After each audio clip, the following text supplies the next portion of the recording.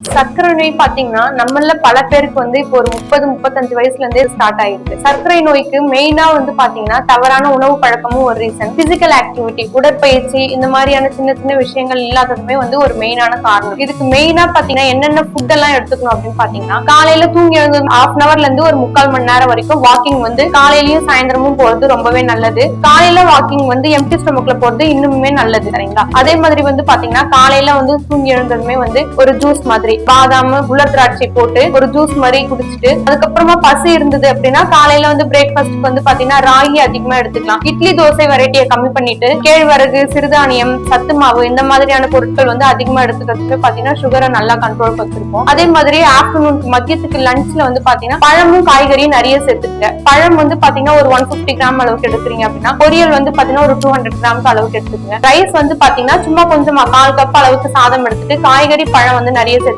பழத்துலயுமே பாத்தீங்கன்னா மெயினா ஆப்பிள் சாப்பிடலாம், மாதுளம்பழம் சாப்பிடலாம், முலாம்பழம், வெள்ளரிக்காய், பப்பாளி, கொய்யா பழம் இந்த மாதிரியான ஃப்ரூட்ஸ் பாத்தீங்கன்னா நம்மளுக்கு சுகர் கண்டென்ட் கம்மியா இருக்கிறதுனால சுகர் பேஷண்ட் தாராளமா எடுத்துக்கலாம். அதே மாதிரி பொரியல்ல பாத்தீங்கன்னா நீங்க காய்கறியில காளான், காலிஃபிளவர், சோயா பன்னீர் இந்த மாதிரி எடுத்துக்கலாம். அதே மாதிரி நீர் காய்களும் அதிகமா எடுத்துக்கலாம். கீரை வகைகளும் நிறைய சேர்த்துக்கிறது ரொம்பவே நல்லது. நான்வெஜ்மே பாத்தீங்கன்னா எடுத்துக்கலாம். நாட்டுக்கோழி சாப்பிடலாம், அதே நாட்டுக்கோழி முட்டையும் சாப்பிட்டுக்கலாம். ஆட்டோட ஈரல், குடல், சோறுட்டின்னு சாப்பிடுறதுமே ரொம்ப நல்லது. ரைஸோட அளவு கம்மி பண்ணிக்கங்க. அதே மாதிரி ஈவினிங்லயும் பாத்தீங்கன்னா வாக்கிங் போலாம். டீ குடிக்கிறதுக்கு பதிலா ஒரு ஆவாரம் பூ டீ மாதிரி அந்த மாதிரி எடுத்துக்கிறதுமே பாத்தீங்கன்னா சுகர் நல்லாவே கண்ட்ரோல் பண்ணும். நைட்டுக்குமே ஒரு வெஜிடபிள் சாலட் மாதிரியே சாப்பிட்டுட்டு சப்பாத்தி இல்லைன்னா ஆம்லெட் அந்த மாதிரி எடுத்துக்கிறது பாத்தீங்கன்னா சுகர் நல்லாவே கண்ட்ரோல் பண்ணும். மெயினா பாத்தீங்கன்னா வாக்கிங் போறது ரொம்பவே முக்கியம். அதே மாதிரி கார்போஹைட்ரேட், அரிசி சம்பந்தப்பட்ட உணவுகள் கண்டிப்பா கம்மி பண்றது சுகர் லெவல நல்லாவே மெயின்டைன் பண்ணும்.